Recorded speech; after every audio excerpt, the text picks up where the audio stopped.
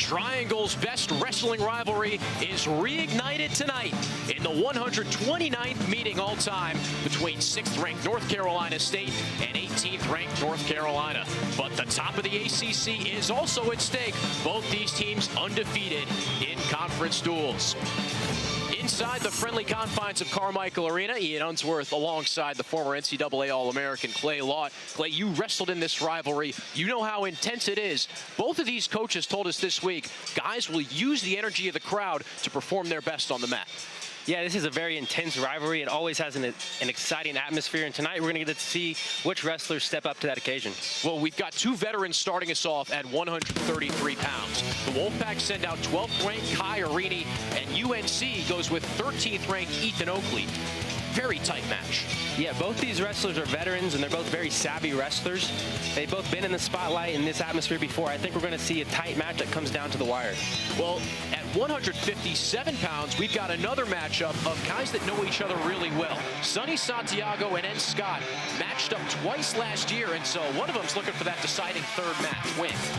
Yeah, Ed Scott got the win in the ACC championship, and Santiago got the win in the duel. Every single time these guys go up, it's a tight match, and I think we're going to see another one tonight. Both these will be key matches in deciding the winner tonight. Santiago got the 12-5 sudden victory win, but Scott took the ACC title with an 8-2 decision. 7 ranked matchups tonight between North Carolina and North Carolina State. And the fans, both in blue and red, will be there to fuel along these teams for every single second. Carmichael Arena brings you the action next. Rolling through the starting lineup at Carmichael Arena, North Carolina State and the Tar Heels just about ready to go. Once they take the lights up here, check out the crowd. Clay, it's about half blue and half red. Yeah, we got a packed house tonight. It's kind of split even down the middle. Like we said before, the atmosphere is going to be exciting tonight. We're looking to see these fans get into it. Well, Pat Popolizio and North Carolina State fans have had a lot to cheer about in recent history. They've kept Carolina off the board since 2013. It's definitely, UNC is overdue, but NC State is redshirting 3 returning ACC champions, so UNC definitely feels like this is their year to get it done. Well, you've got a back-to-back ACC champion starting on the mat for North Carolina State. That's Kai Arini, the 6th-year senior out of Missouri. Yeah, Kai Arini is a very technical wrestler. He has a lot of big moves that can put you right to your back from the neutral position. Ethan Oakley, on the other hand, is a very scrambly wrestler. Has very good takedown defense, and this looks like to be an exciting matchup. Back-to-back in the Intermat rankings, 12th and 13th. But you see Arini's record at 3-1. He began the year wrestling at 141 pounds, but dropped back to 133, and he's been very successful since. Yeah, he looks to be finding himself down back at 133, settling into the weight class a little bit. Coming off a 17-0 technical fall win over Tyler Chappell of Pitt.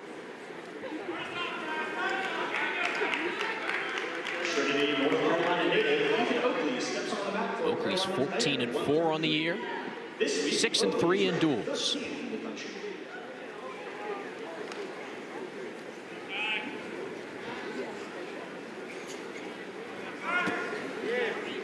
Both these wrestlers don't take a ton of outside shots in this matchup. They're going to be looking to get to the tie-ups and scoring through the tie-up.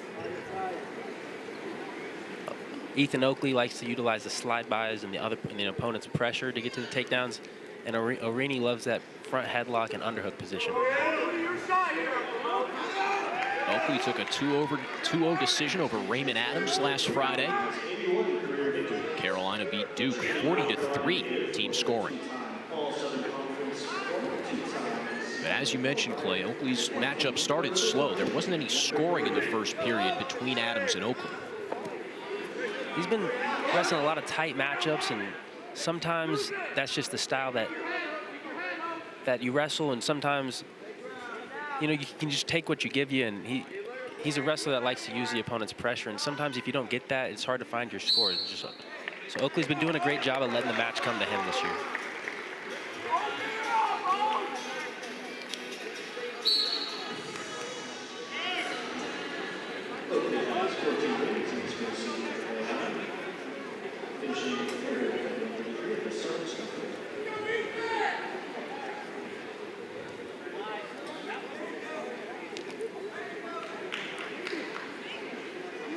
Ethan Oakley wrestled for App State last year. He's a transfer to UNC.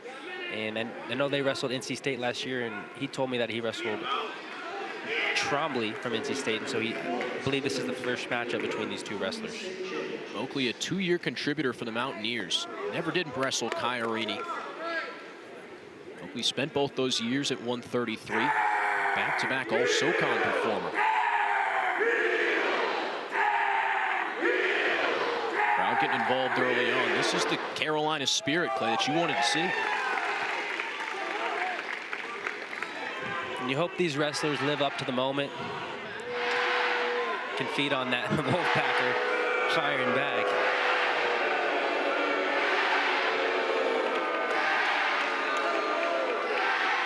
No scoring with 15 seconds to go in the first period. A little bit of a feeling out process here in the first period. No real shot attempts from either wrestler.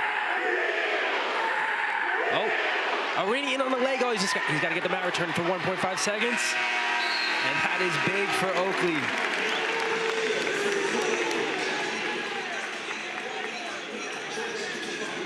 These end up... Arini will start on bottom for the second period. These two back-to-back, 2 of 5 ranked ACC wrestlers across the Intermat rankings. Yeah, Kai Arini is a multiple-time ACC champion. He's going to have some new competition with Stanford joining the conference this year. No matchup on 2 weeks on ACC Network. Oakley lets Arini go. That's a quick escape. That's big for Kai Arini with no score in the first. If this match comes down to rideouts, that quick escape is going to be big.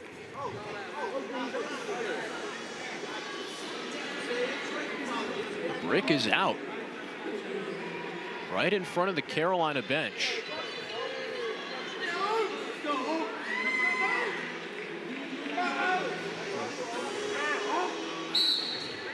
Just a quick check of the time, and we resume at neutral.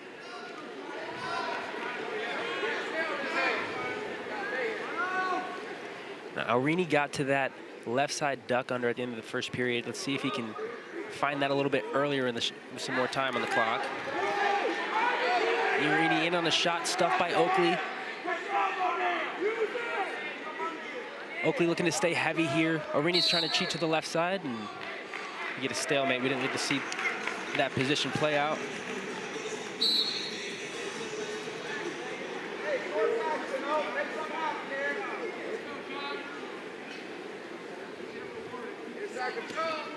Arini with a shot, good counter by Oakley.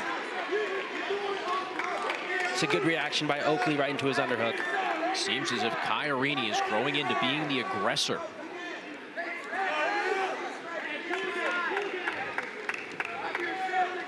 Arini 11-3 on the year. Told by Pat Papalizio, if you want to win a national title, you have to drop back down to 133. Arini keeps looking for that left side single. Oakley seems to see it coming, and he's finding his counterattacks, but not quick enough.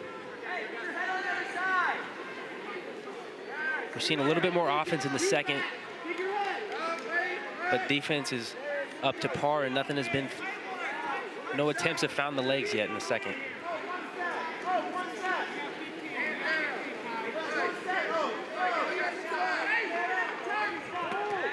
Shot attempt by Oakley. These two wrestlers staying in the center.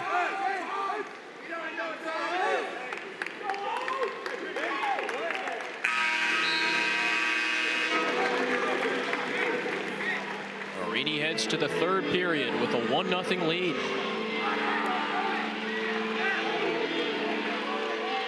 No real riding time to speak of for either wrestler.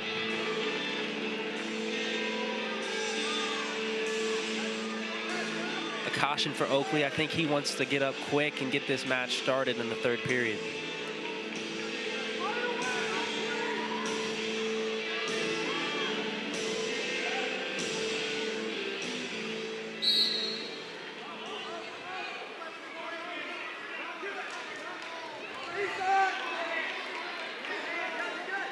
Oakley's trying to come up to his feet. Arini's staying heavy. Arini's gonna look to mat return. Gets him down to his feet, and Oakley still keeps getting back up. Looks like Arini is committing to a ride. Let's see if we can get this up to a minute of riding time. Saw Oakley going for that right hand of Arini to free himself loose. Now, some wrestlers don't even attempt to ride for the full minute, but it looks like Arini wants to get that done since he didn't get a takedown in the first or second period.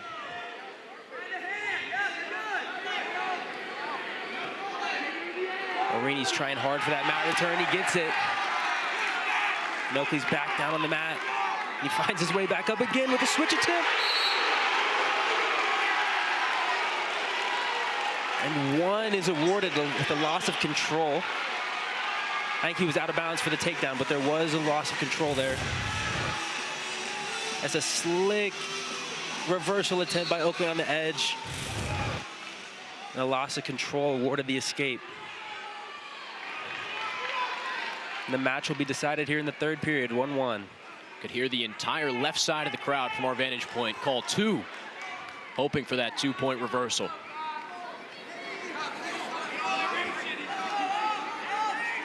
Arini's been looking for the left side attacks, a single leg in the duck under. Oakley's been looking for his high crotch attempt to Arini's right leg.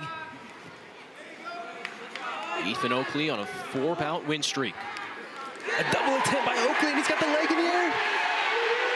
Can he finish? Can he finish? He's got to be careful with the out of bounds. Arini's in the full split. Oakley's trying to pull him back to the center to finish in balance. And he goes upper body. 20 seconds in the third period. What defense by Arini.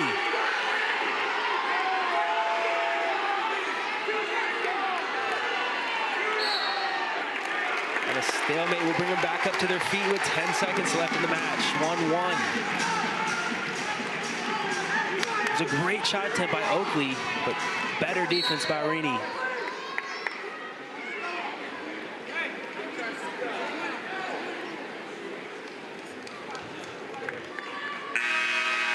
What a way to start this duel.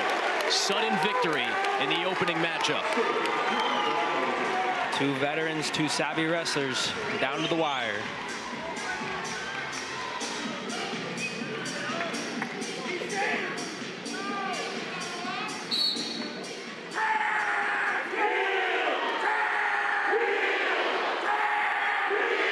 Oakley in on the single leg, same position as before. He's going for the trip. Doesn't have it yet. Can he sit him on his butt? If he can get him on his butt. He's got them. What defense, what defense. And there's nothing with the stall warning. I don't know how Arini avoided that takedown. In full splits. Looks like he just got his hand up before Oakley got behind him and goes into a roll. Might be a little surprised to see no challenge break, but they're back at it. Kai Arini's takedown defense has been top-notch through the third period and the start of overtime. Arini's been super close twice now. Uh-oh. Arini's in on the double overs. Oakley's trying to get his elbows up and pick a side here. We know Arini's good upper body. We're ready to start warning, and that will be the match. And that is a way to start off the duel for UNC. Ethan Oakley says, "Are you sure? I won? Let's do it." Points on the board for North Carolina. Ethan Oakley beats Kai Arini on the stall violation. And everybody is up on their feet. This atmosphere is wild.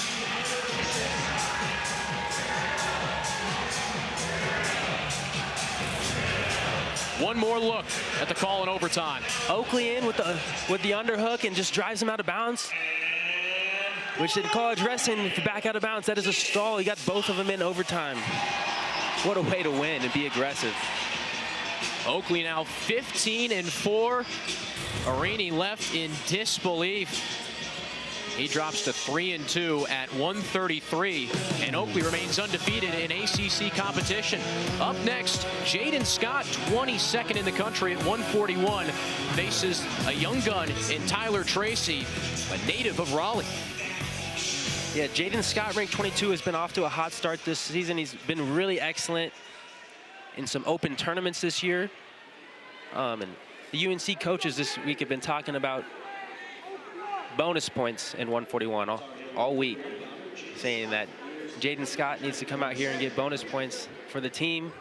Tyler Tracy needs to keep it close and maybe steal a match here. Tracy settling in at 141 after beginning the season at 149. Scott in on a high crotch with the crackdown position. He gets his right arm out. I don't know what else he has to do here for the takedown. Almost got Tracy on his back.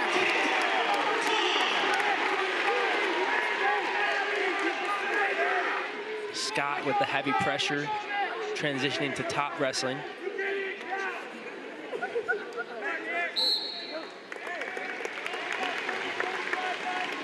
And the UNC wrestler, Jaden Scott, coming out aggressive.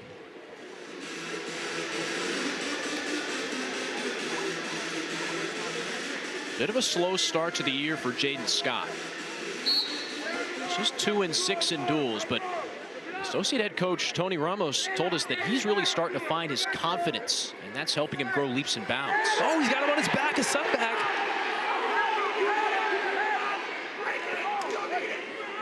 Close back points there. Yeah, Jaden Scott, he's been a little bit up and down in duels, but I think he really found himself at the Southern Scuffle over winter break where he came up second. In 2025, he's won 5 of his 7 matches.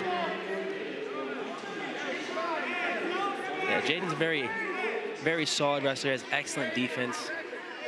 He's ranked 22 this year, and he's shown he can compete with some of the top guys in the country.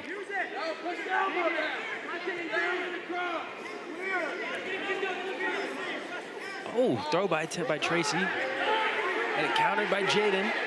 And on a double A. And another takedown for Jaden. 6-1 Scott.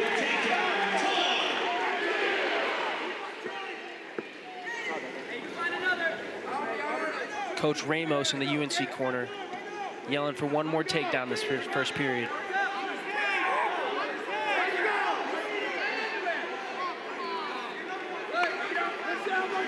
And there's the cut. They're back neutral.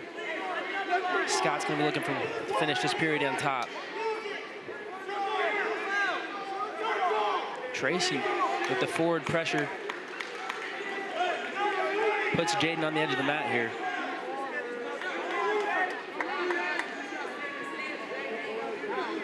Optically, you might get a stall call here on Jaden. I'd like to see him circle his butt towards the center of the mat here.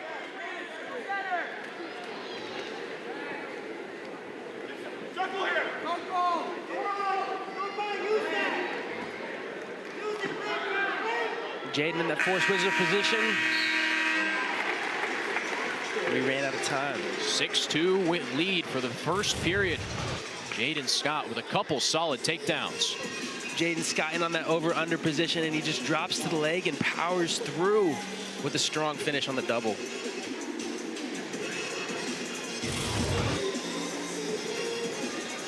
Tracy had a slow start in his last matchup.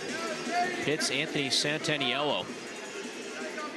2 Panther takedowns in the first 10 seconds. Santaniello had over 2 minutes of riding time in the first period alone.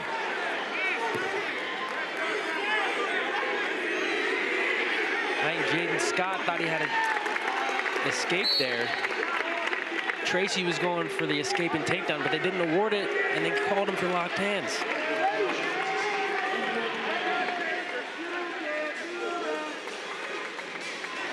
A little bit of a mental mistake by Tracy. He didn't give him enough time on the escape there.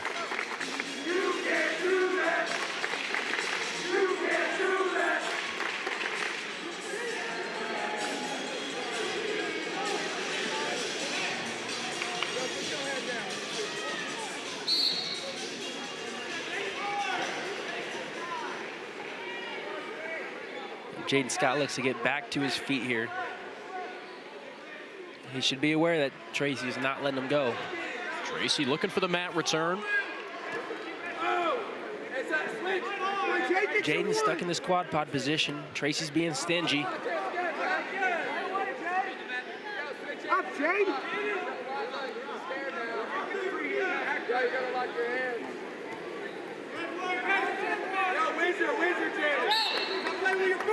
A tough ride for Tracy's on right now.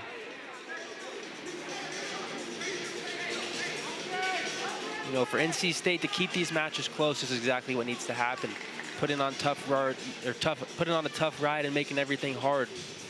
It's going to keep Tracy in this match. Coach Pat Papalesio told us that Tracy is a young guy with a lot of room to grow.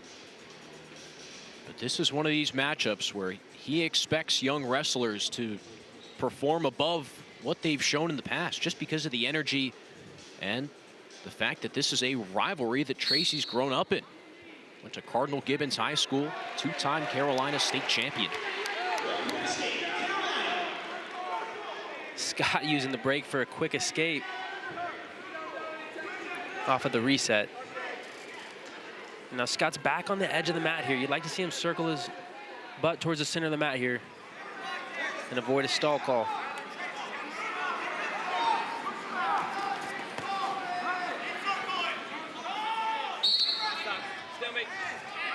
Another stalemate.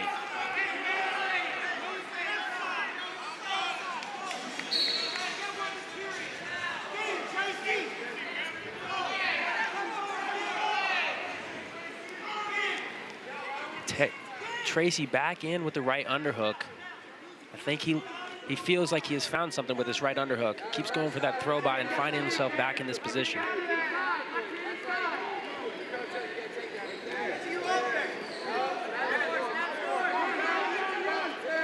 Scott in on the front headlock with 10 seconds left. Can eat around him. Not much left in the tank for Scott in the second period. Clay, you felt Tracy was starting to put the pieces together there.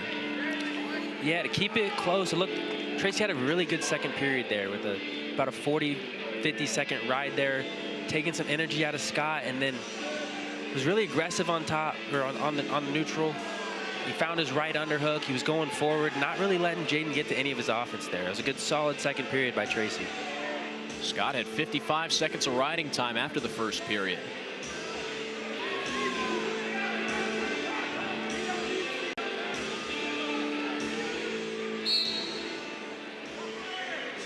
When you're looking at the matchup as a whole, UNC versus NC State, this is a matchup where UNC is going to want bonus points. You know, look for Scott to be super aggressive in the third here and really open this match up. Scott got 2 takedowns in the first.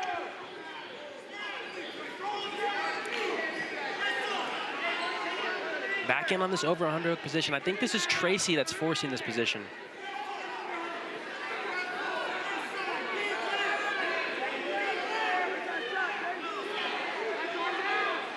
Tracy's looking for his left side underhook now.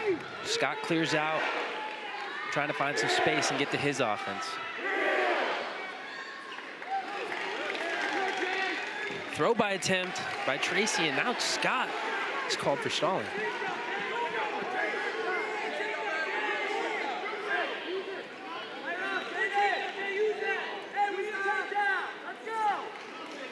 Another shot attempt by Tracy. Scott's got to be careful to not get hit again.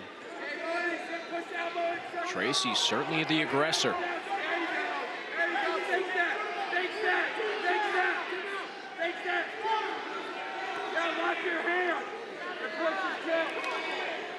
Tracy found himself in that underhook position again. Couldn't quite finish it, but Scott still finds himself on the edge of the mat here with 30 seconds left.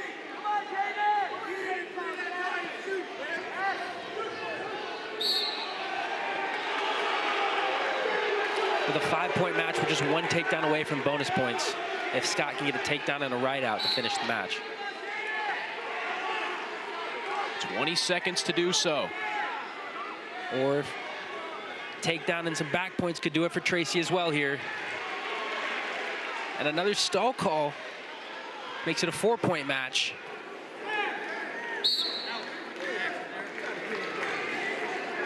Return to center with 4.5 seconds to go. That'll about do it for bonus points. See if Tracy can pull off something crazy here.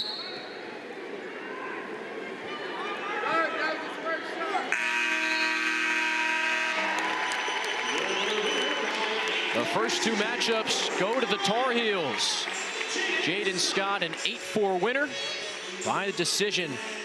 Ethan Oakley beats Kai Arini in one of the most anticipated matchups of the night. 6-0 Carolina. Plenty more action to follow. 149 up next.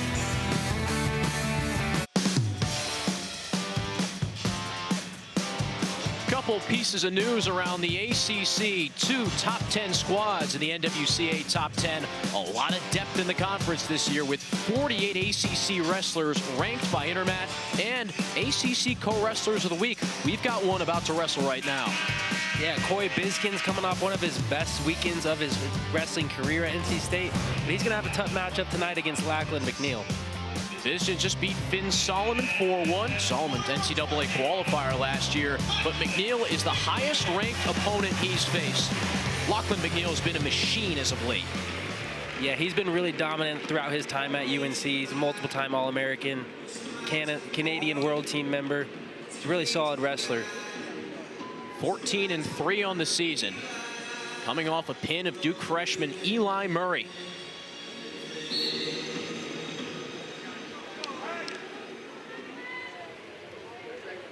The workman-like mindset of Lachlan McNeil. He had 4 takedowns in the first 2 minutes of his matchup with Murray.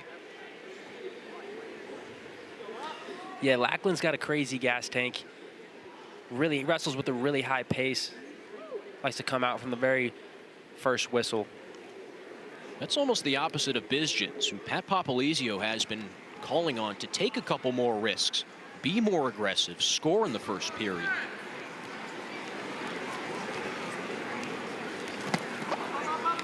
And sometimes as a wrestler, that's really hard to change your habits, but especially when you're going up against a guy like Lachlan McNeil.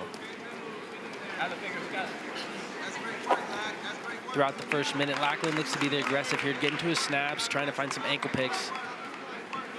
Didn't get to any leg. Didn't get to a leg yet.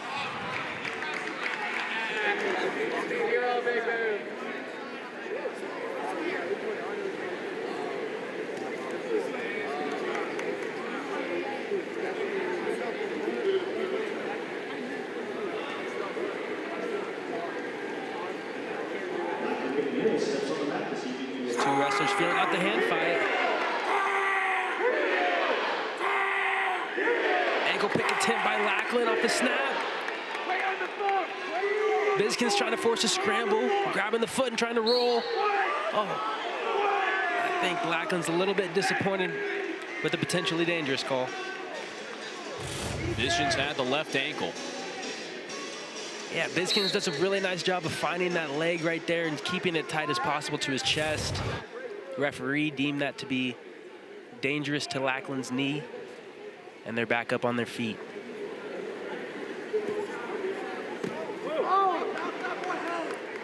Lackland with another strong over tie snap. Finds himself in an underhook, an inside tie.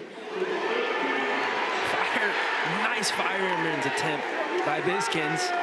Lackland finds himself sitting in the corner. He's really good here. Trying to expose his back. And he gets a takedown. Maybe some back points too.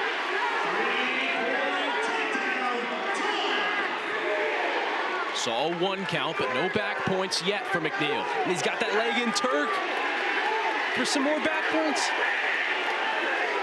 This could be huge. This could be huge if he can get the pin. It's close. UNC is on their feet. They can sense this. Biskins has to battle for 10 seconds. And he's got that right shoulder pretty far up the mat. I don't know if Lackland's gonna be able to pin him down here.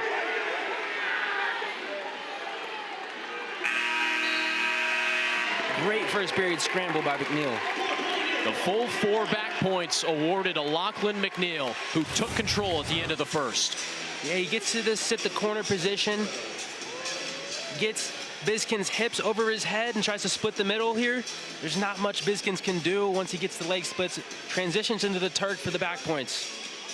And it all came off the attempted fireman's carry from Biskins. And McNeil did a great job of just continuing to wrestle. That's why he's an All-American.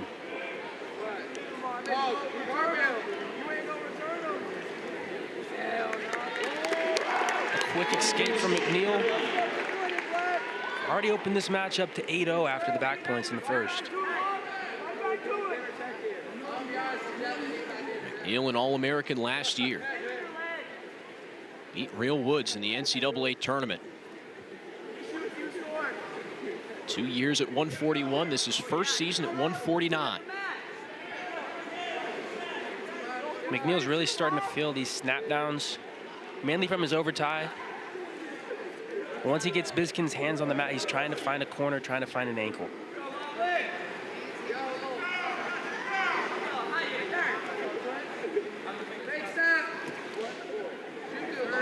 Another overtie snap attempt from McNeil. No attempt off of it, though. Snap shot. Snap shot. You gotta shoot that off. Hey, you put two together here. No, he's not going to shoot.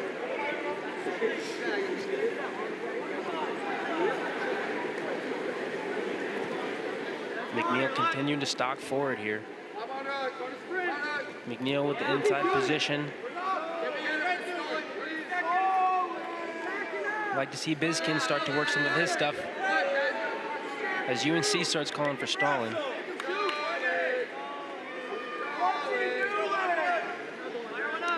Haven't seen any flurries from Coy Biskins yet.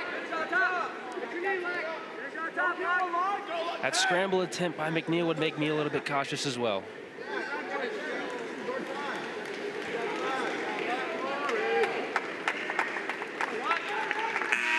Holding out for the third. 8-0 is a big line here, right on the line of bonus points. Third period is going to be crucial.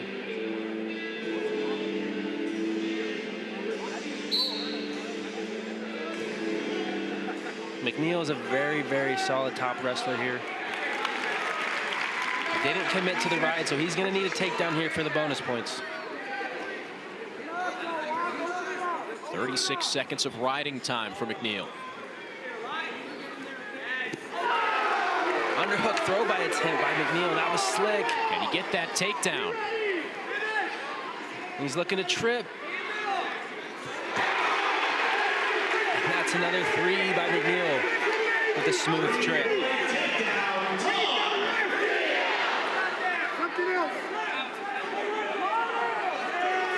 Heavy on top. He's looking to cut here and open this one up.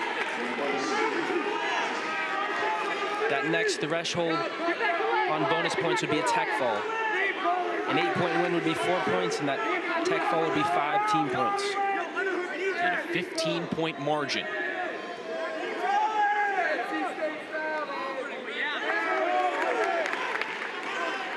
McNeil gets that stall call he wanted. Gets a shot attempt from Biskins.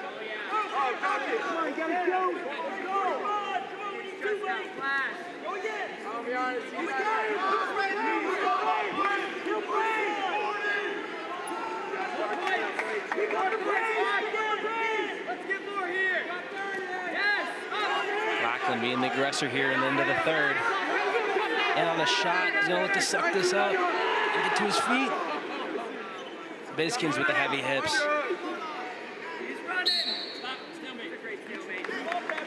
Stalemate called with 18 seconds to go in the third.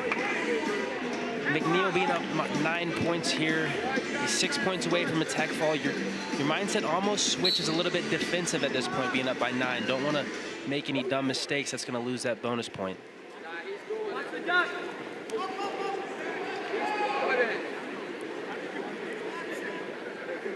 Two decision wins for Carolina.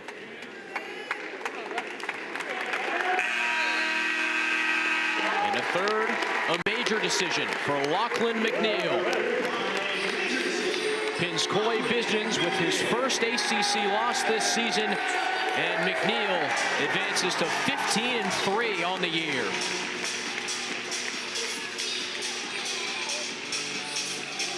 McNeil oh so effective. But now the next matchup at 157 between guys that know each other oh so well. Ed Scott and Sonny Santiago. Yeah, these two wrestlers split 1-1 last season. Santiago came up big in the duel, and Scott got the win in the ACC finals. This one's going to be exciting, and NC State needs it. Scott, old, experienced, gritty, and tough.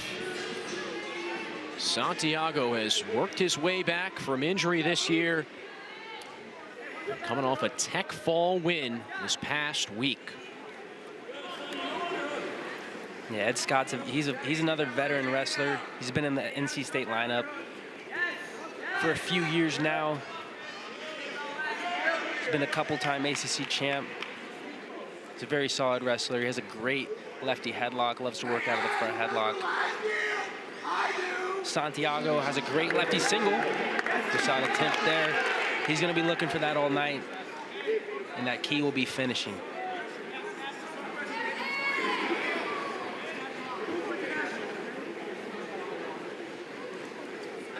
Scott's won both his ACC championships with wins over North Carolina wrestlers. Beat Santiago last year. In 2022, beat Austin O'Connor 3-2. That's some good wrestling here by Scott, but he doesn't have it yet. Santiago's keeping that whizzer tight. Scott's trying to sneak his arm out. And there's nothing yet. There's nothing yet.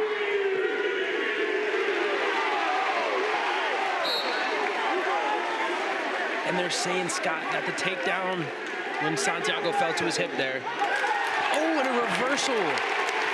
I think the referees discussed that in reaction time, awarded no takedown. Well, as soon as the three went up, the Carolina coaching staff immediately popped out of their seats. That would have been a very quick takedown call. I think it was the right one. NC State doesn't elect to challenge the call.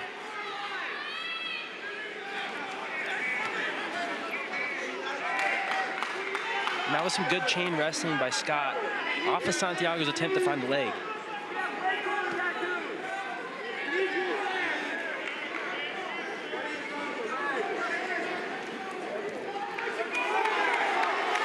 Scott trying to be strong here on the edge. Great job by Santiago staying in the circle.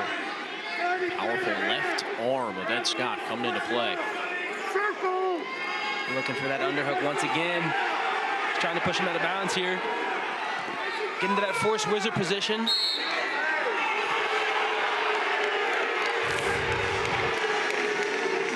One more look at the takedown that wasn't.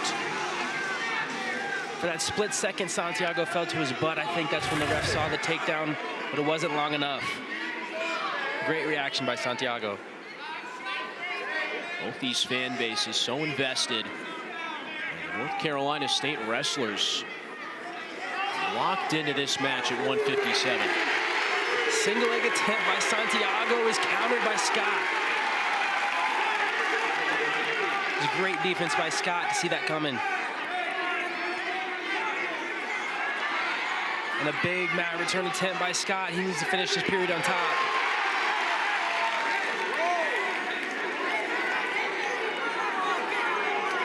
Santiago.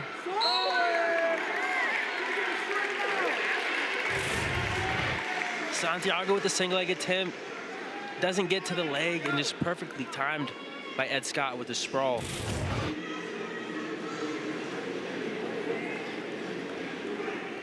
Scott's dictated the tempo through the first 3 minutes. And he'll ride it out.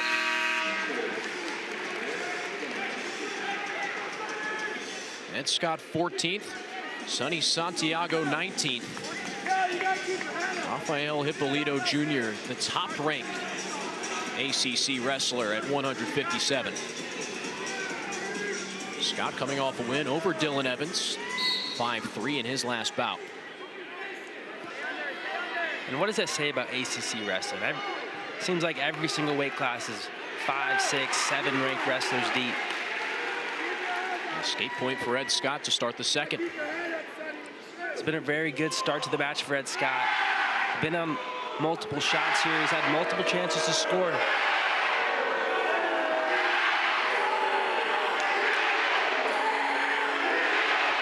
Crowd back at it again. I was about to say, before that Scott takedown in the first, Vince Robinson is bouncing up and down in the North Carolina State bench. After that takedown the takedown points were reversed, he was hopping up and down on the right side of the mat.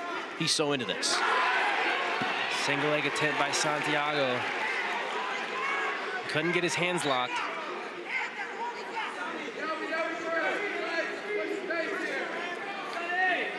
Santiago's got a very good single. He's going to be firing this off at least a couple more times this match. It's going to be about getting his hands locked. Scott's got he's a very good counter wrestler. He's seeing these shots coming and he's finding the angles off the shots.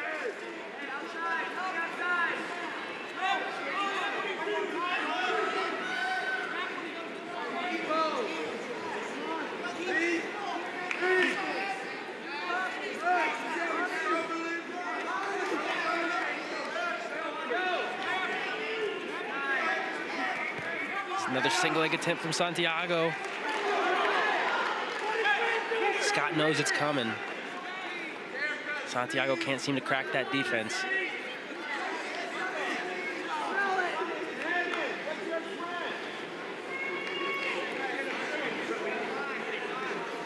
And it looks like these two wrestlers are content to end this one on their feet. Scott anticipating the shots at this point. Now, Scott is anticipating those shots so quickly. Even at the end of that period right there, Santiago threw a fake, and Scott reacted so quickly to that. I'd like to see Santiago utilize his fakes to mess up Scott's defensive timing a little bit. Another big mat return. Right back up to his feet, though, for Santiago. And the refs are calling stalling tonight. They're not going to let him get away with that one.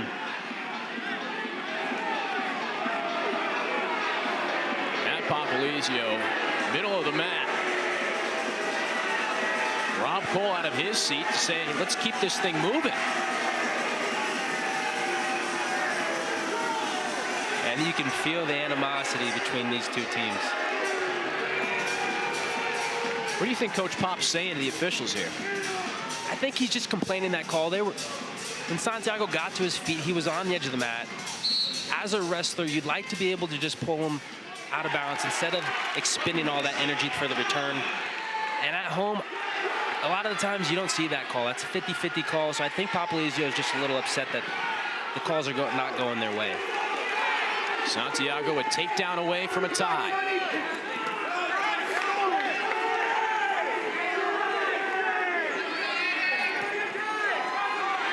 Santiago trying to add a little misdirection for the singles, trying to change things up a little bit, but not enough.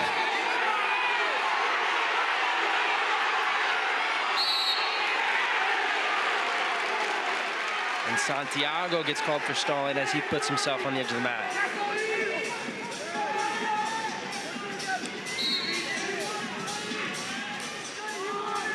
Coaches in the red suits finally simmer down. So both sides with the stall warning. Santiago's going to have to try something new. He's at that sitting in corner position. This is anyone's battle here. Scott's going to try to get his head under the leg and elevate his head high, get his head high and hips low. Scott's trying to put him over his head. Oh! And a kick out by Santiago. Ties it up. 4-4.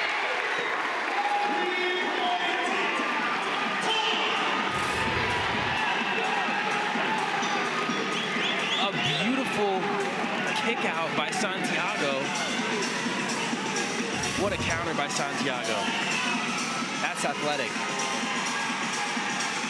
35 seconds left. This is gritty. This is tough for both wrestlers here. This is who wants it more. Scott finds his way out. He's got 20 seconds for Santiago. Third meeting between these two. The rubber match has delivered. Scott with the escape point, 5-4. There's not much time left. He's going to have to get something fast here.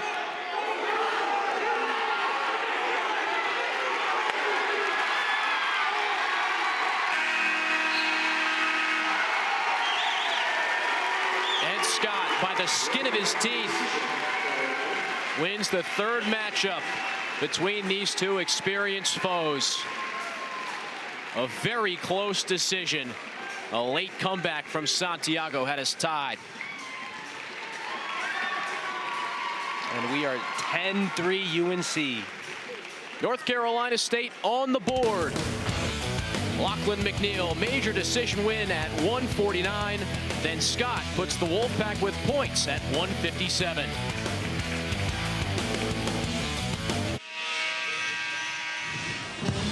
We started tonight off with a nail-biter at 133 pounds. Ethan Oakley, Kai Arini going to sudden victory. Yeah, and this one ended off of a stall call. Ethan Oakley being aggressive on out of bounds, getting 2 stall calls in overtime to get the win. Oakley got the first 3 points on the board for 18th ranked North Carolina. Tar Heel alum Clay Lott right next to me. Ian Unsworth with you. A fantastic Friday night of wrestling inside Carmichael Arena. We're at 165 pounds where we're going to see a Tar Heel debut. Charlie Derricott makes his first appearance for UNC against Derek Fields. And what a way to make a debut. In Carmichael Arena with this crowd against NC State.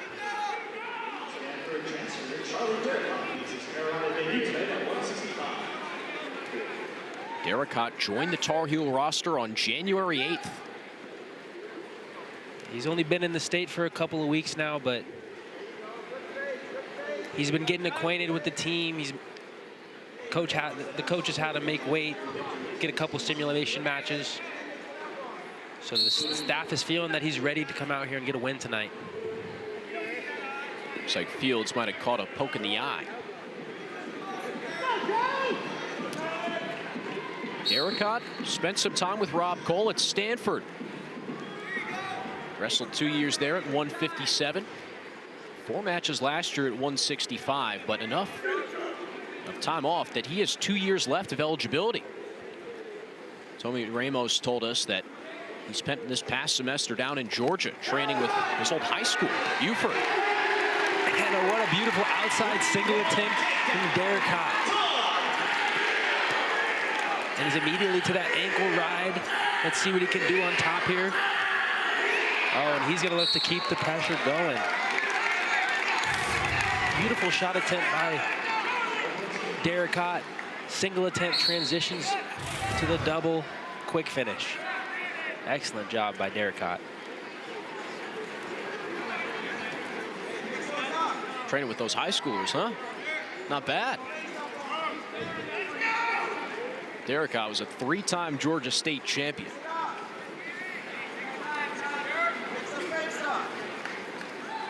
Derricott's a very scrappy wrestler. He's got very good leg attacks. He's going to utilize leg attacks more than a front headlock and using the upper body as much, but those outside shot attempts, the singles, high crotches, he's going to be looking for those all night. See if Derek Fields has an answer to it. And he's getting on his own. And a takedown attempt for Fields puts him in the lead now.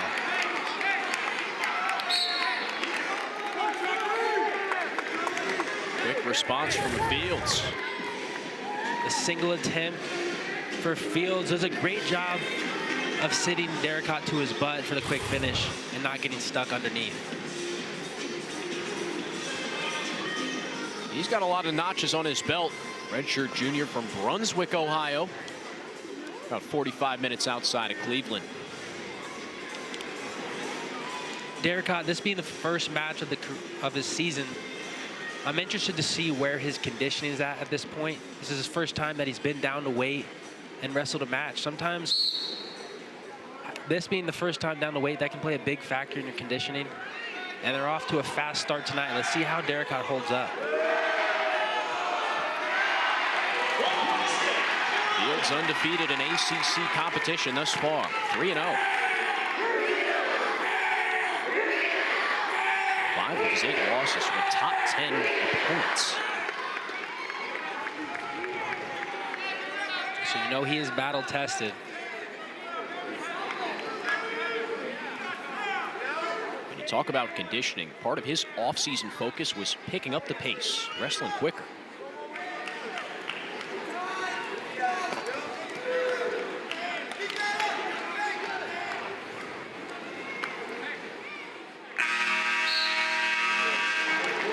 Start for Charlie Derrickott, his first period in a Carolina uniform. Yeah, he looked really solid there. Had a very good takedown. Good action off bottom with some urgency. Just got a little, slipped up a little bit and gave up an easy takedown on the single leg. But what they say is it's how you finish that matters.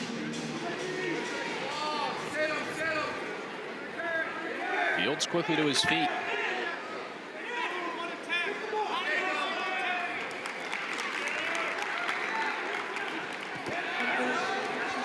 Shot attempt by Fields. Good sprawl by Derrickott. Let's see if he can use this front headlock. And he's going to be content with a stalemate. An immediate fake off the whistle by Derrickott.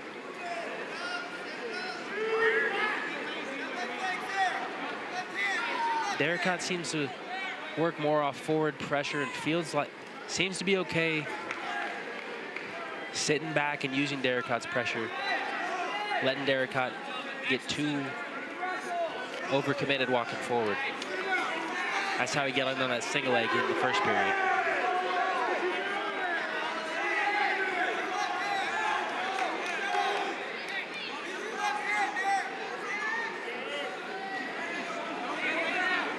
Now they find themselves back in the center. The game plans haven't changed. Derrickott looks like still going forward. Can Fields use this forward momentum? He catches Derrickott walking in and fires off a double, and he's locked.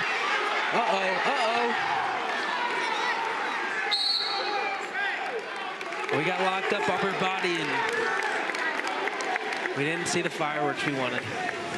Fields flung Derrickott off.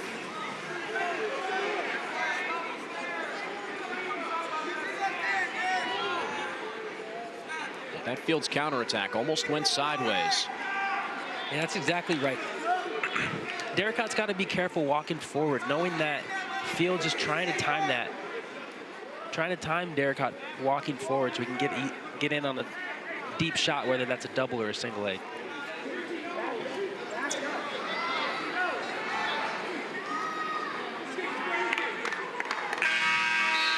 A little bit slower of the second period. Hey, let's go.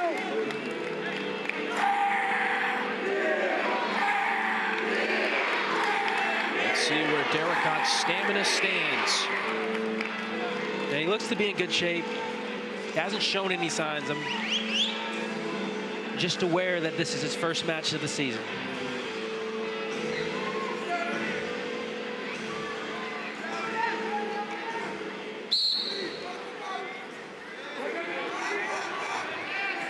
Derrickott fighting the hands. Big lift by Fields. And they'll go out of bounds and back at it again.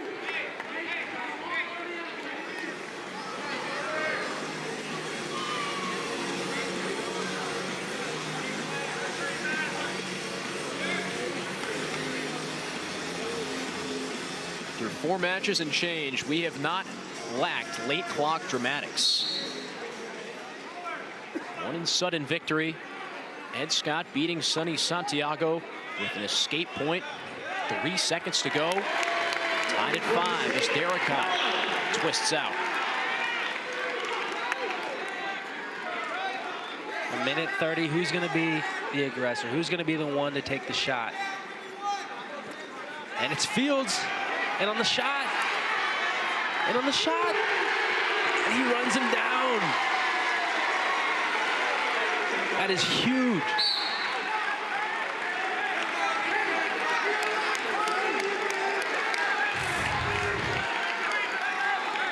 Fields does a great job of just not stopping, keeping his feet running, and collecting both legs for the takedown. Almost going outside his normal playbook, being the aggressor late in the matchup. Yeah, sometimes it's about surprise there. Sometimes maybe Charlie was thinking that they were going to wait it out for a little bit and didn't expect it right away.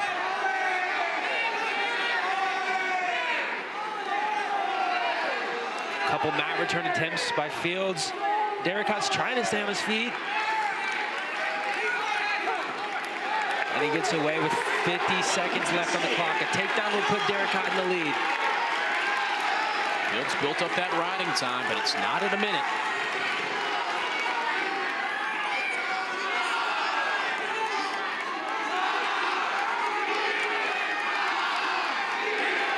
High crouch attempt by Derricott.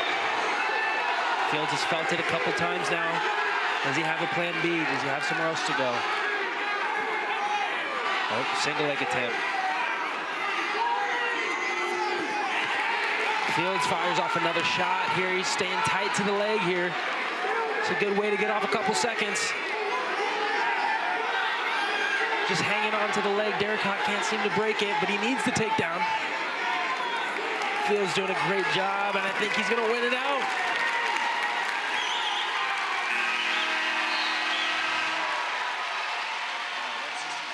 Decision, Derek Fields with a late third period takedown.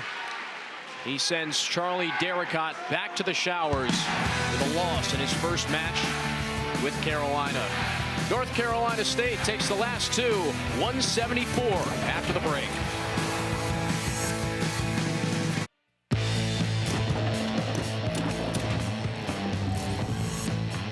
Through 5 matches, North Carolina State has lived up to its billing. The 2 remaining undefeateds in ACC competition have wrestled 5 very close matchups.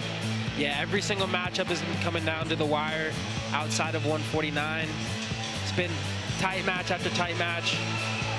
The Tar Heels are on top after 5 matches. Oakley beating Arini in sudden victory. Derek Fields with a late takedown to best Charlie Derricott at 165 right before the break.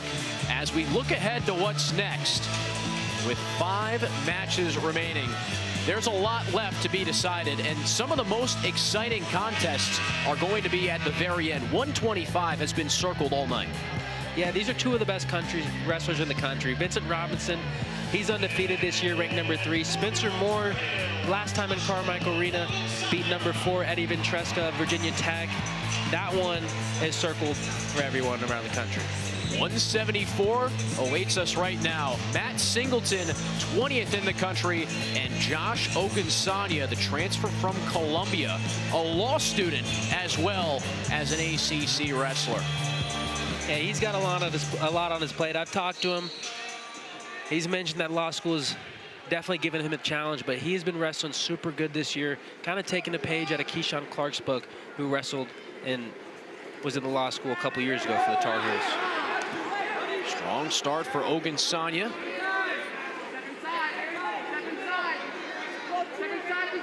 Ogunsanya is going to want to take his time here and really secure this takedown. You don't want to lose it when you're in on the leg. But you don't want to take too long to wear out your arms in the first 30 seconds of the match here. Singleton keeping his balance. Singleton showing great defense here. Ogunsanya looks like he's not close enough to Singleton's far leg on the ground for a trip. Struggling to get through the defense of Singleton. And now Ogunsanya elevates that leg. He gets it on the shoulder. This is tough for Singleton. But Ogunsanya needs to work and bounce. And he puts it back down on the mat. That's a tough one for Ogunsanya there. In on the leg for about a minute with no takedown. That's a win for Singleton. On the year, Singleton 12-6. Coming off a decision loss to Luca Augustine, 17th ranked wrestler. If you look at the Intermat rankings, that's the two that separates Singleton and Ogunsanya. Yeah, we expect a very tight match in this bout tonight. Ogunsanya with a little drop double. Doesn't amount to anything. Singleton's in on that front headlock. Tried a little throw by attempt, but Ogunsanya is a very strong wrestler with good defense.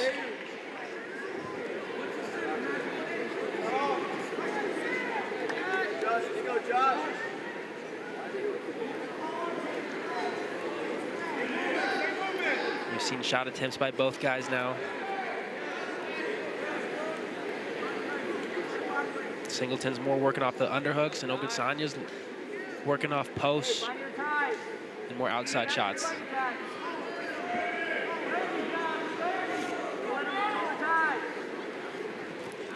Half attempt by Singleton.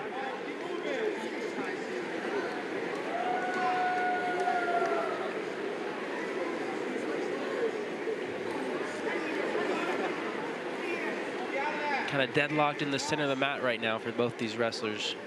Nobody's giving up any ground. Singleton with a couple fakes to get Ogunsanya off balance.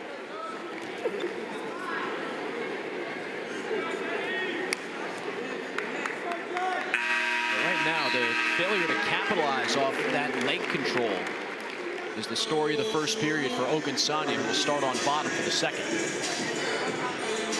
Another 5 ranked wrestlers in the ACC is kind of the story at every single weight, with Lorenzo Norman ranked number 4 for Stanford. Lennox Wolak was Ogunsanya's teammate at Columbia. Ogunsanya got the better of him when these two faced off a couple weeks ago.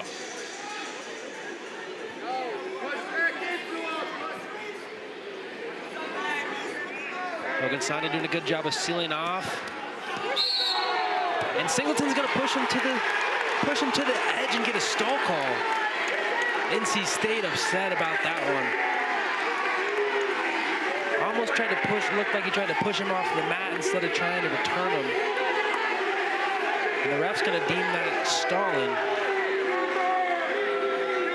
That could be big if this one comes down to the very end of the match.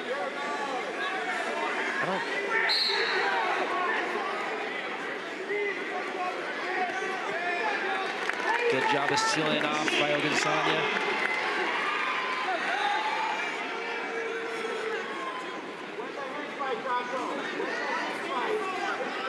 I wouldn't be surprised if the pace picks up here in the second. Saw Singleton start to bob and weave with those fakes at the end of the first.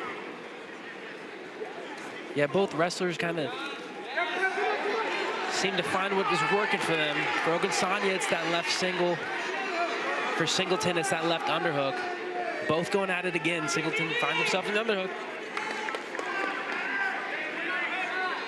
And when Ogunsanya clears out of that underhook, there's a brief moment for an opportunity there, but Singleton didn't fire.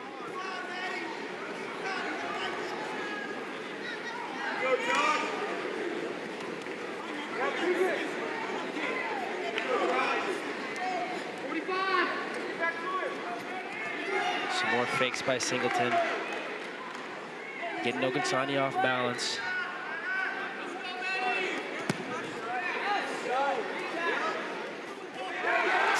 And Ogunsanya drops himself into a single leg. This is close to potentially dangerous, but Ogunsanya is deep on the leg. He's got to be careful here finishing.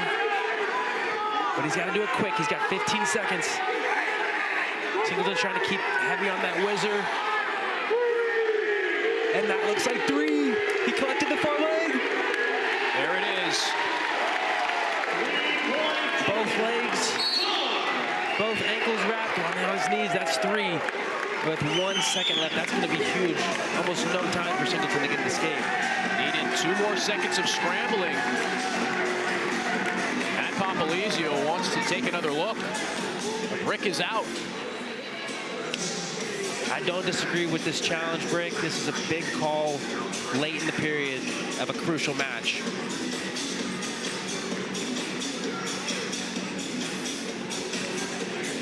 Coach Popolizio in his 13th year leading the Wolfpack.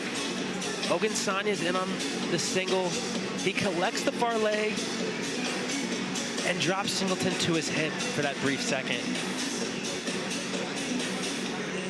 With both legs collected, while he's on both knees, that should be 3. And he does fall to his butt there for a brief moment. I don't see this getting reversed, but you never know. I'm not 100%. I don't bat 100%, I'd rather say.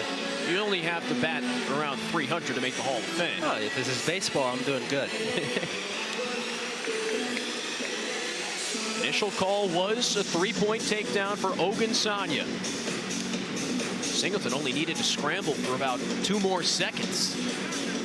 Yeah, and those end of the period situations are so big because you don't get the chance to get that escape point. I think that's why you see a challenge break thrown in the situation. Even if you don't necessarily fully believe you're going to get the challenge reversed, in a situation like this, it's worth an attempt. One more look. Yeah, this one's super close. As Ogunsanya collects that far leg and sits him to his butt, I think that should be 3, but it was only for a brief second, and we saw a reaction time takedown reverse earlier tonight. That earlier takedown was reversed without a challenge brick thrown. And it happened right in front. Both these wrestlers, yes, both these wrestlers going to be looking fresh here going into the third period with this kind of a break at the end of the second. They're definitely taking their time on this look.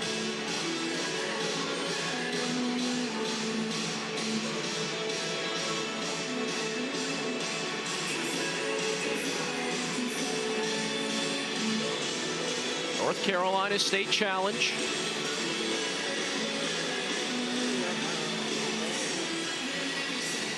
This is certainly plenty of deliberation.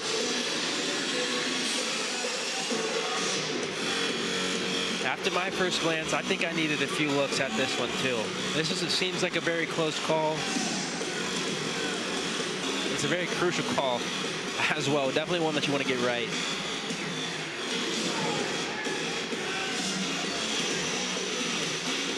Seems like every match we've had this far has come down to slivers.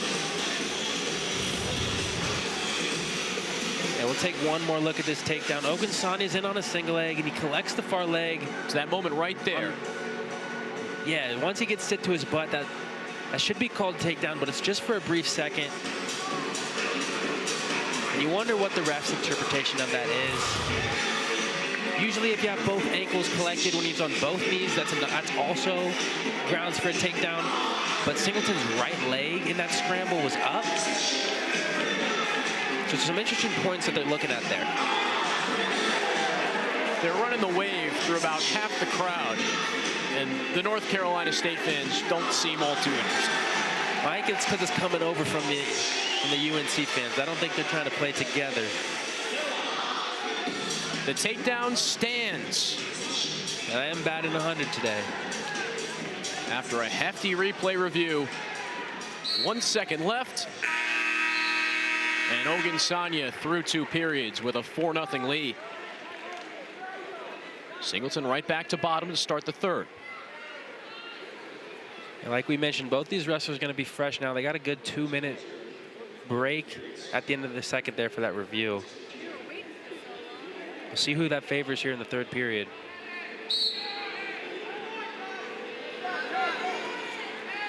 Singleton with a very quick and strong looking escape. It's right in Ogunsanya's face. He'll need to take a couple shots here. You think he looks like he feels the urgency and he's starting early, because that's what you want to see. You don't want him to see. You don't want him to wait for that final 30 seconds. He's in on a shot. He's in on a shot. And with the trip, he gets a takedown to tie it up. However, this is going to be a tough ride. Singleton finds himself in on that high crotch attempt. Beautiful trip as he trips Ogunsanya to his butt.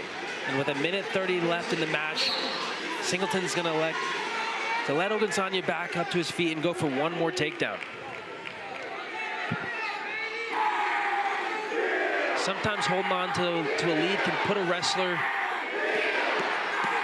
in a bad position, and sometimes their defense, they get a little bit too antsy and they let people in on their legs. Maybe that's what Singleton felt there, and he thinks he can go get another takedown to finish this match rather than 1:30 ride out.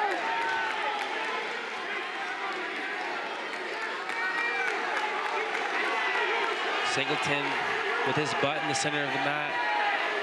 He's been the aggressor here in the third period, putting a lot of forward pressure on Ogunsanya as he tries to circle and bounce. With not much luck there. Singleton finds himself in a double under position, trying to lift Ogunsanya up. Both wrestlers looking for their 4th ranked win this year. And this is coming down to the wire. 25 seconds left. Stall call on Ogunsanya. One more would tie this match up. He's got to be careful here on the edge. Maybe even take a shot attempt. 13 seconds. Stall call would tie it. And a single leg attempt for Ogunsanya. This is good for UNC. He's just going to wait it out. Ogunsanya holding on. And heading home with a win. What a savvy finish by Ogunsanya. 5-4 victory. Decision at 174 to UNC. Team score now 13-6 in favor of Carolina. 184 is up next. And as we promised, plenty of ranked matchups. We're expecting another one right here. Dylan Fishback for North Carolina State and Gavin Kane for UNC.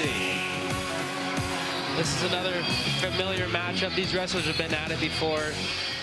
These are two good wrestlers. Dylan Fishback got the better of the matchup last year, but Gavin Kane is an All-American himself, and he's ready for this matchup.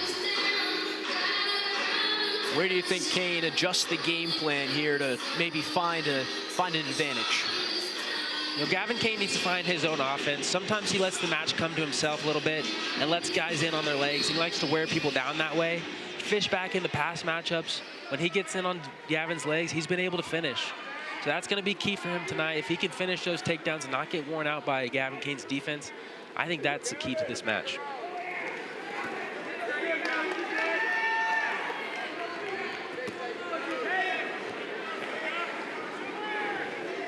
Fishback, a second-place ACC finish last year. Finished the year 20-9.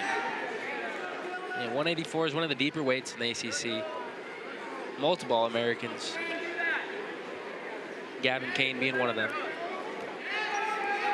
Fishback just tussled with Reese Heller last weekend. Fell 6-2. Kane coming off a technical fall win over David Hussey of Duke. And had a pin last time he wrestled in Carmichael.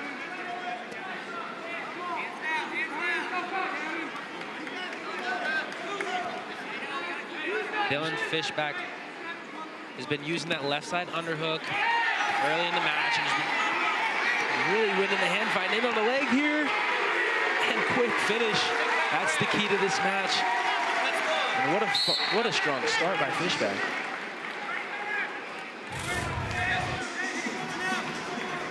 Beautiful shot by Fishback. And that urgency on the finish to finish quickly on Gavin was excellent.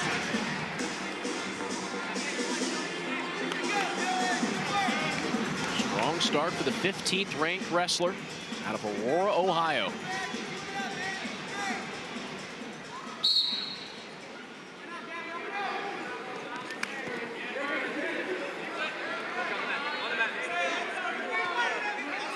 Kane up to his feet. Fishback with the mat return into a tilt. And that was close. Making Gavin work a little bit on bottom.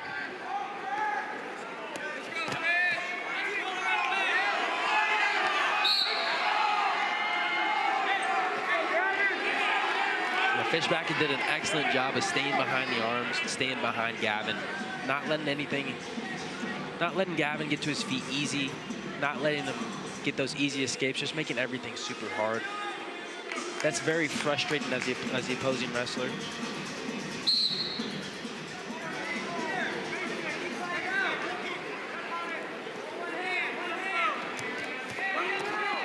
That same mat return, Fishback tried again for that tilt. Gavin felt it coming. Good adjustment by Gavin. Escape point on the board for Gavin Kane.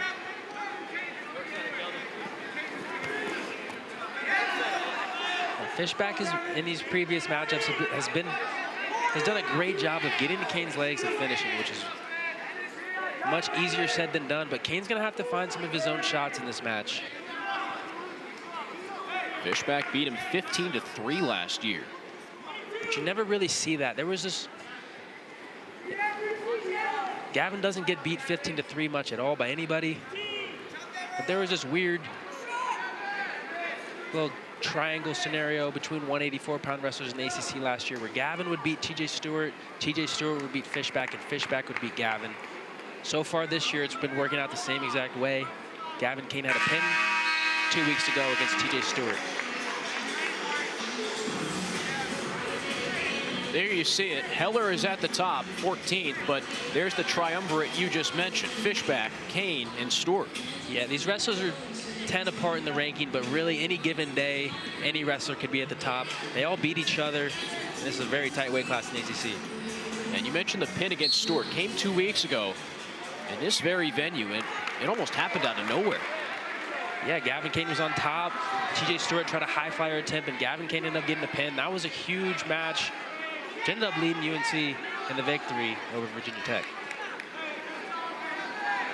Even though the Hokies down a couple starters, Tony Ramos told us that that win over Virginia Tech helped propel North Carolina on a real upward trajectory. Well, yeah, if you just go back to last year, UNC won one match against Virginia Tech. And then this is Rob Cole's second year at UNC, and they're already starting to beat off these top teams in UNC. Once you do it once, you start to believe. Once you do it twice, you really believe. And through 6 matches, Carolina has looked every bit state's equal.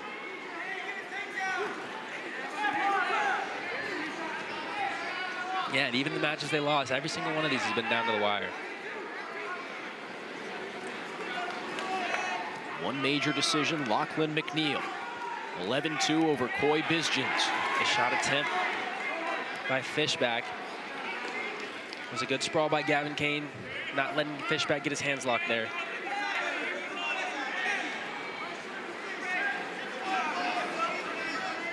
But instead of just stopping Fishback's attempts, Gavin's gonna have to get on one of these his own at some point in this match.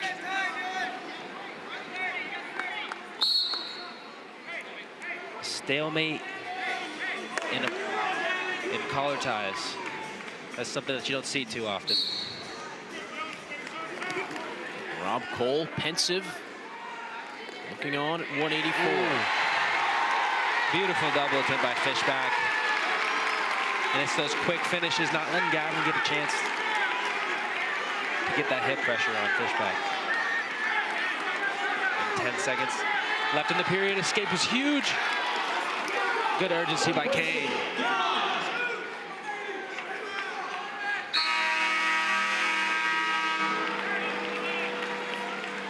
Fishback with big impact as the clock ticks down.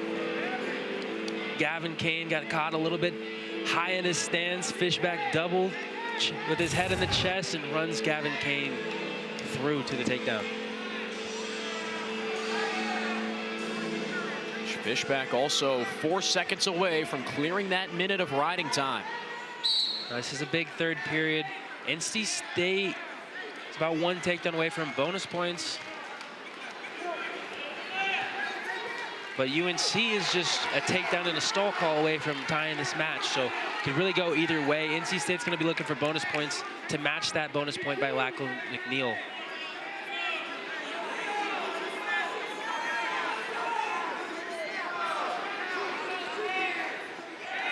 Another shot attempt by Fishback, giving Gavin no chance to react, and he follows this into a Turk.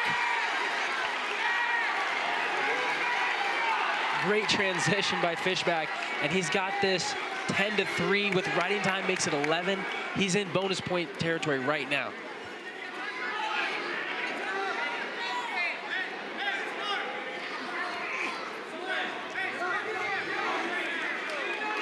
An escape by Kane makes this a 7-point match with riding time the way it is right now. Fishback certainly will be looking for more. NC State's trying to cheer on Fishback and root him to get one more takedown. And he feels it, he's in on the leg. Heavy hips by Gavin Kane. It's not gonna be there this time. Can Gavin find one of his own though? Heavy left underhook by Fishback. Ankle pick, and he's got Gavin lifted in the air.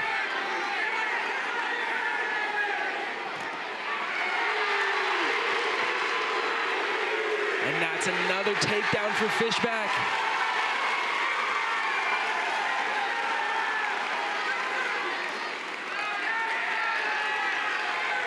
Riding time point secure as well.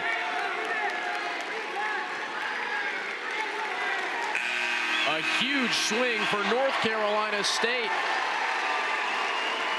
A red wave stands up for Dylan Fishback's major decision victory. 14-5 over Gavin Kane. A much needed major decision win for NC State. North Carolina State right back in it. Have won 3 of the last 4. Up next, we got 197 and the heavies. Fishback, 11-point victor. Couple big takedowns to keep the Wolfpack right on track.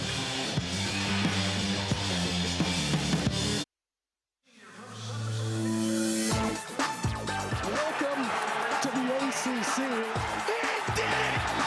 We got the takedown! And champions from the past, anxious to leave one final mark on their legacy.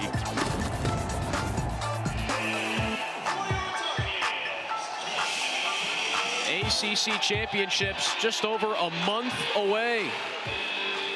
Here's the standings right now. North Carolina State 3-0. UNC just a win behind at 2-0. Ian Unsworth, I got an ACC champ to my left. That's Clay Lout. And we got his little brother on the mat, Cade. Yeah, I'm excited for this one. And we saw NC State, UNC both undefeated. This will decide the final undefeated team in the ACC, and it's coming down to the wire.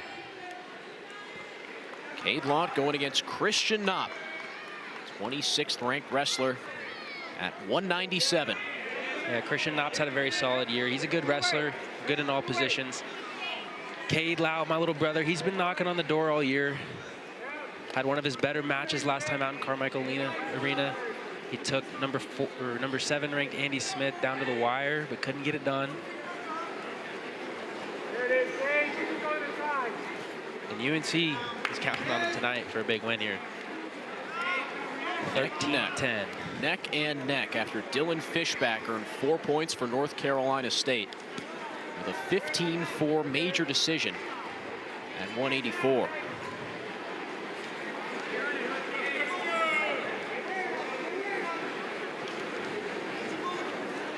Now Cade is an upper body wrestler.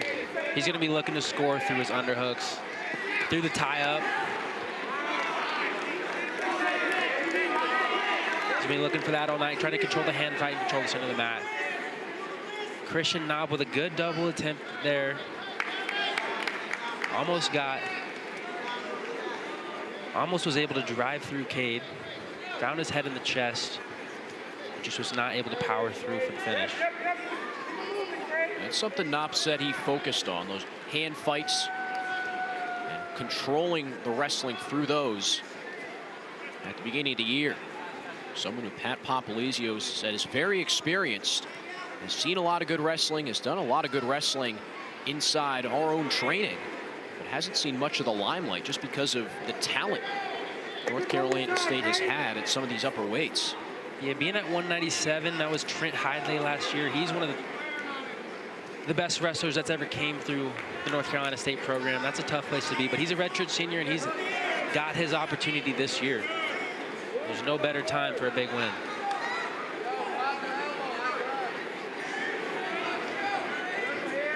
These two wrestlers are kind of feeling themselves out in this tie-up, trying to figure out where they can get to in their underhook, where these openings are.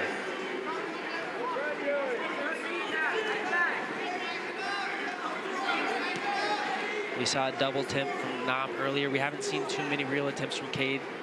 Been trying to get through things through his underhook, but hasn't found any openings yet.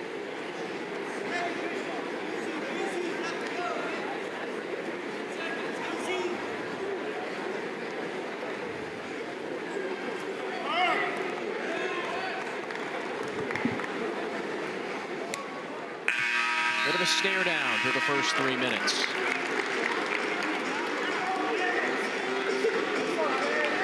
Knopp's 8-5 on the season.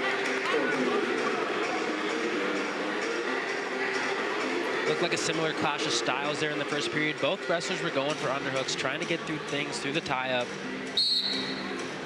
We're kind of evenly matched and didn't have much action there. Quick stand up for Cade. You might have a little blood, potentially. Potentially not.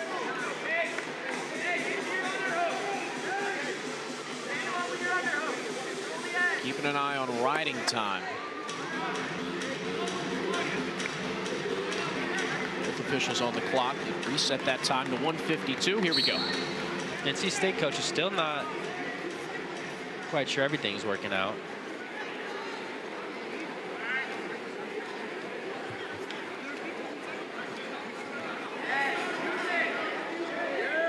Good job by Knopp clearing that underhook. Not letting Cade keep that tie up much at all. Cade might have to go to a plan B here, find his double.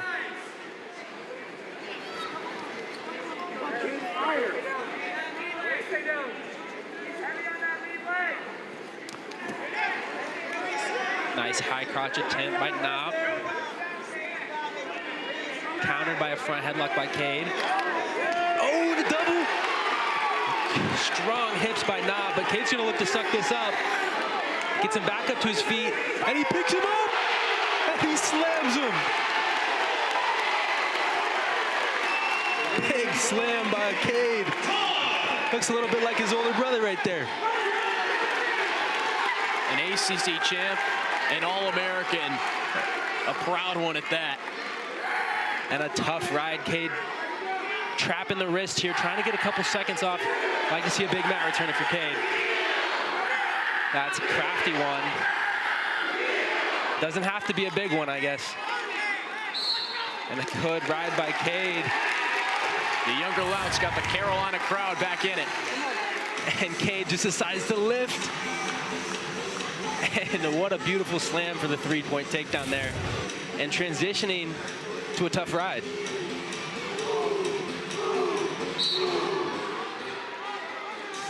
.25 seconds left in the match, or in the second period. This is a tough ride out, and he finds the wrist, bellies him out. This is gonna waste another 10 seconds or so. See how long he can make this last. And now we're down to 10 seconds. Now we're down to 10. And he's gonna finish this period on top with a 4-0 lead.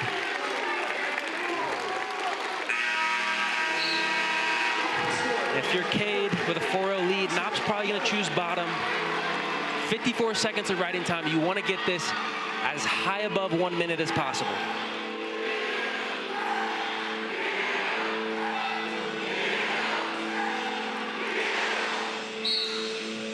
No first move from Knopp, just stopping Cade's and a mat return. How many times is he gonna need to be able to do that? Staying behind the arms. Staying heavy, Cade. NC State's calling for the stall. Cade saying, what else am I supposed to do? And they'll start back in the referee's position.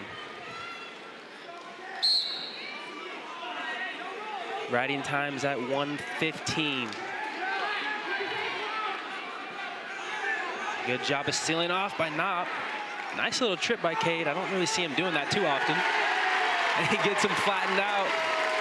UNC can sense it. There's still 1:30 left in the match. Racking up the riding time. Now Cade needs to just stay safe here. Keep mat returning, wearing them out, staying behind the arms. You don't need to do anything crazy here. Just win this match. Meanwhile, Lachlan McNeil has become a 5th member of the Carolina coaching staff. He is inches away from the mat. Cade got it. Working a tough ride, continuous mat returns, finding the wrist, making everything hard. Riding time's now locked over 2 minutes. This was billed as a toss-up coming in. This would be a huge win for Carolina.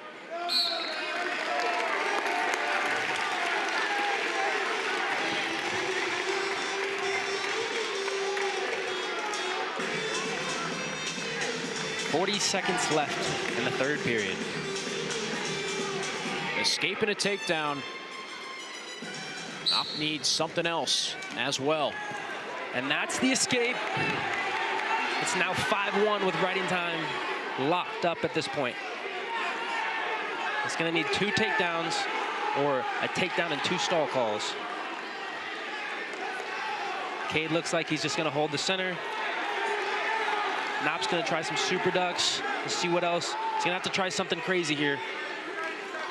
Either take down and get some back points.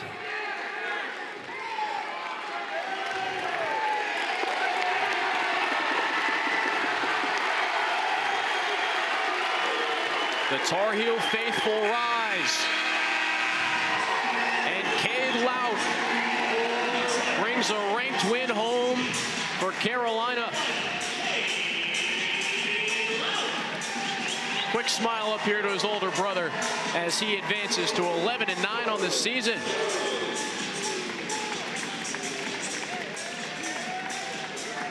Proud older brother here in the up in the booth. How about Cade's strength continually put Knopp on the mat time after time? Yeah, I love to see that. Just doing whatever it takes to win the match. Sometimes it's going to be mat returns. At heavyweight, this is one where North Carolina State really favors himself. Isaac Trumbull, someone who last year spent the entire season focusing on Olympic team trials and has returned to collegiate competition in dominant fashion. He's 14-3, ranked 4th in the country, and coming off domination of Dayton Pitzer. And not many people can dominate that type of wrestler, Dayton Pitzer. Trumbull is one of the top wrestlers in the country at heavyweight. He's super skilled upper body. Knees with a quick first takedown. Wow. Nolan Neves in only his 3rd dual bout. Coming off a 2nd place finish at the Appalachian Open. And coming into it tonight with confidence. And he's got another one. Neves with a 6-1 lead. And it's only 45 seconds in. And here we are talking about a blowout the other way. What a start from Nolan Neves.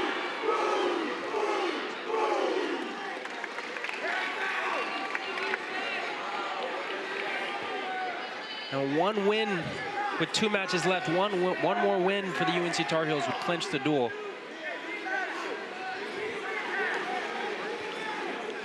Trumbull slowing down the pace.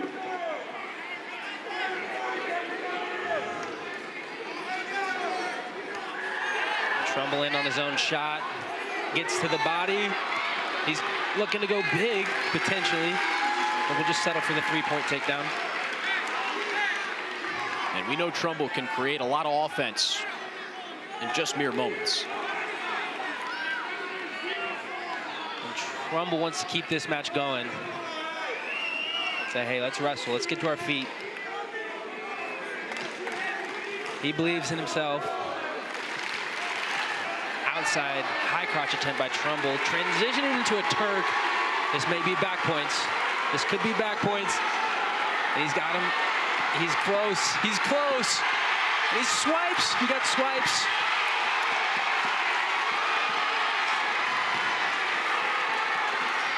Nolan with his right shoulder off the mat at this moment, but this could be trouble for UNC. There it is. Fall.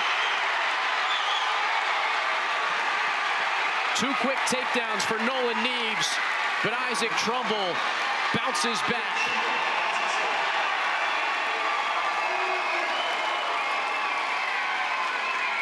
A first period fall for the 4th-ranked heavyweight. And we are tied 16-16, coming down to the match of the night at 125. How about that?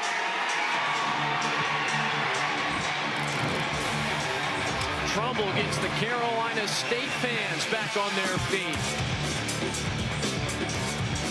Keeps Neves down, shoulders square on the mat.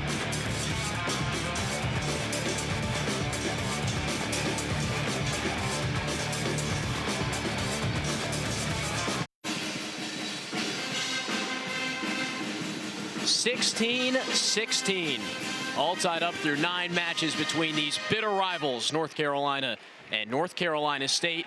Our last match is at 125 between Vince Robinson and Spencer Moore, who's coming off a huge win a couple weeks ago.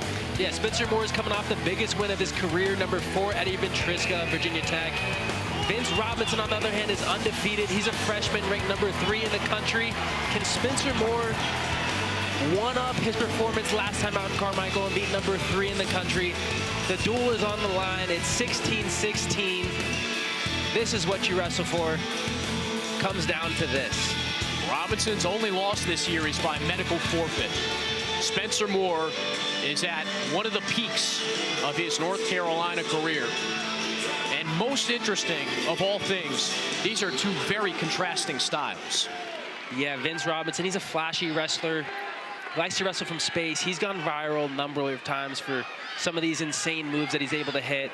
Spencer Moore, on the other hand, he's a controller. He likes to grab you, loves to work off the 2-on-1, the underhook, and slow you down. He's more of a grinder. Robinson's more of that splash and that flash and skill and finesse. We'll see which style is going to work out tonight.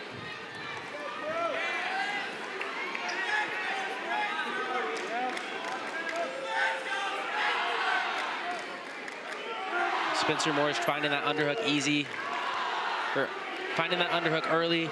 Robinson doing a good job blocking it with his head, and a nice misdirection outside shot by Robinson as he's holding on to the ankle. He's got a good hold of that ankle. And they'll call that potentially dangerous, and they'll start back up again on their feet.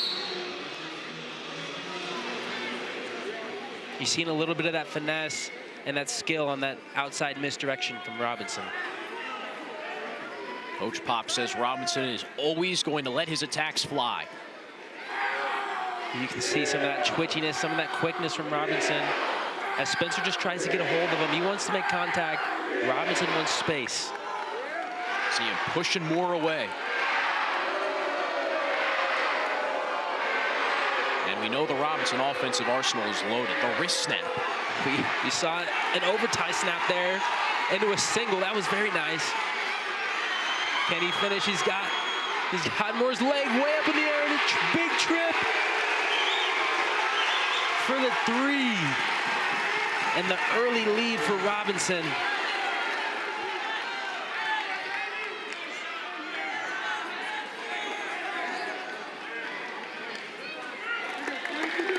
A good response by Spencer Moore and a quick escape. He's going to keep himself in this match. Don't wait for him, Spence.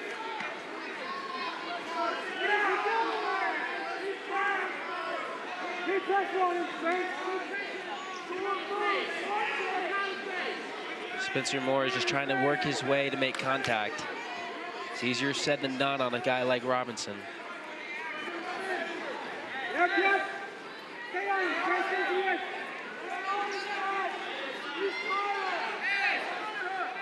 Spencer's found that left underhook. Let's go here. Stay right there. Good job of circling out by Robinson. Getting himself towards the center of the mat. He's going to let Moore get in. There you go, baby.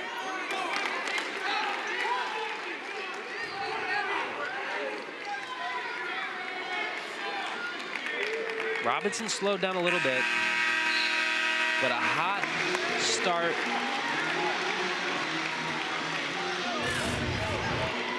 Robinson found himself in on the single leg off of the snap. Collects leg, lifts it, trip. And that's that. That's 3 points for Robinson. Moore deferred, Robinson on bottom to start the second. This is an area where North Carolina's coaching staff thought Spencer Moore could take advantage. Yeah, talking with the UNC coaches, they mentioned this might be where Spencer Moore wins the match. Robinson doesn't last long down there. It's a good sign for NC State being able to get up quick on Spencer Moore. He's very solid on top. That's no easy challenge.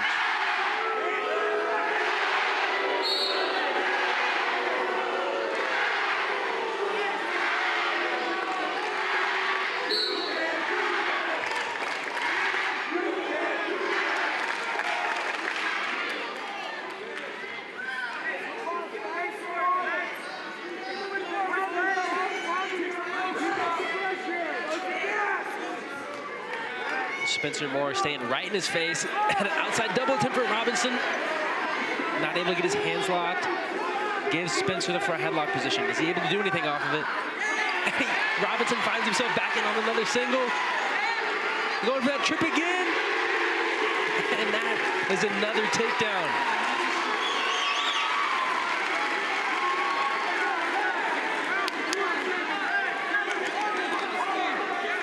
Maybe got a little overzealous that time in that front headlock position, and that overtie snap. That's how we saw the first takedown. Spencer found himself in on the leg. Robinson holding on for dear life. Robinson's got his arm trapped. That's good defense by Robinson. Being able to trap Spencer's arm. Robinson's second takedown on Spencer came from a single. As he elevates the leg, he goes for the trip, and that's textbooking once again by Robinson. Practically deja vu from the first to second. Yeah, he did it on the right side, he did it on the left side. Not all wrestlers are able to do that on both sides. That's some serious skill. Little blood time here for Robinson, looks like. 7-2 in the second period, tied up at 16. Winner of this matchup at 125 brings home the duel. Another loaded weight class in the ACC. Vincent Robinson sits atop the ACC as a freshman. Spencer Moore's already beaten Ventresca, but sits behind him in the rankings. This is another tight weight class. Robinson just beat Nick Babin last week.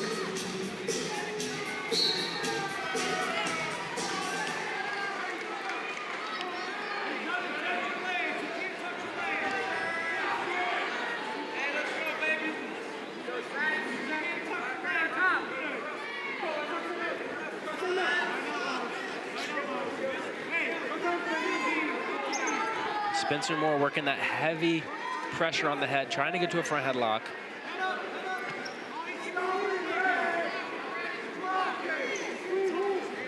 But he won't be able to find any offense here in a second. Robinson stands his ground, widens the gap through the second.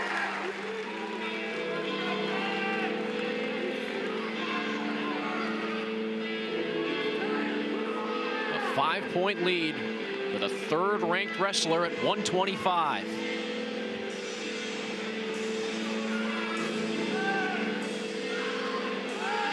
Looks like they're still taking care of the cut.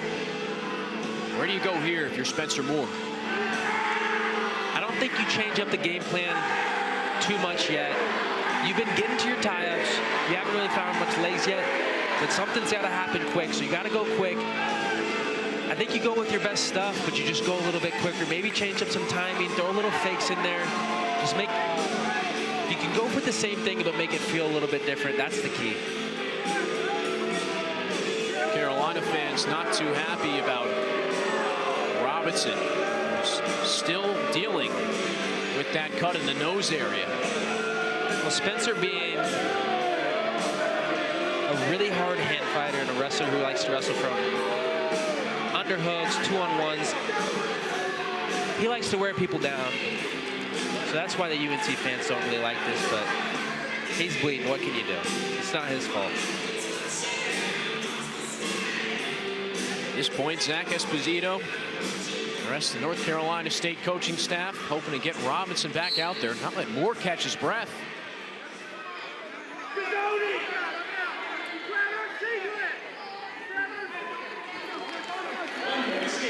A good escape by Spencer Moore. Still finds himself trailing 3-7 here in the third period. He's going to need a couple takedowns or a takedown and some extra to find himself back in this match. It's that left underhook is what Moore's going out of. It's being countered by that overhook snap.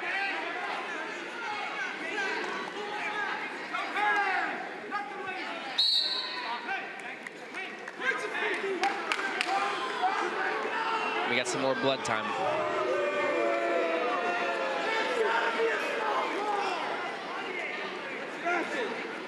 A few stops and a few starts throughout the second and third periods. Yeah, and in college wrestling, blood time is unlimited, so as many times as his nose bleeds, that's as many times they're going to re-plug it up. However, stopping and starting can be difficult to make a comeback for Spencer Moore. You don't really have a chance to catch much of an offensive rhythm. Yeah, you got to go right away. Sometimes a lot of these wrestlers, they really take their time out of these breaks and work their way back into the action. But you know, with a lot of these breaks, Spencer, he doesn't have that luxury. He needs to go right now.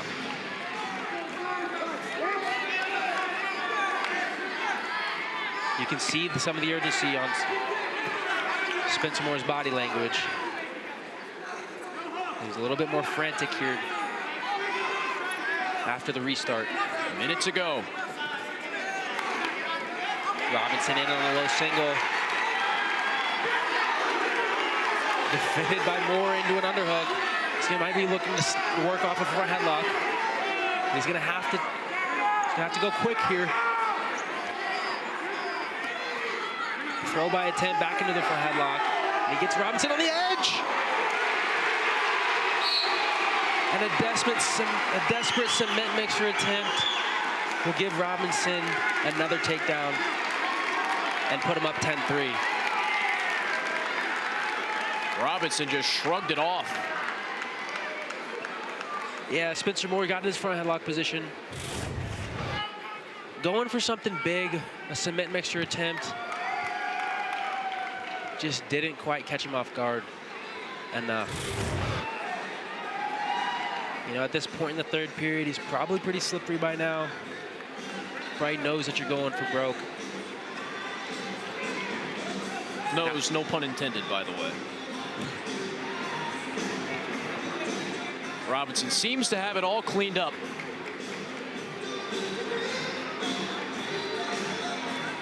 And with 33 seconds left, the match is firmly in his control.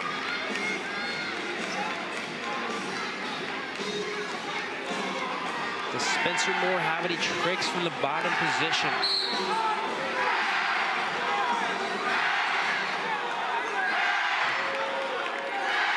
One for an escape makes it 4-10.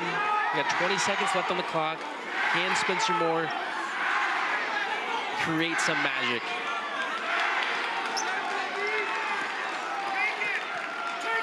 He's digging for that underhook. Nothing coming. Out of bounds. 7.6. Robinson's likely dancing, and this is going to do it.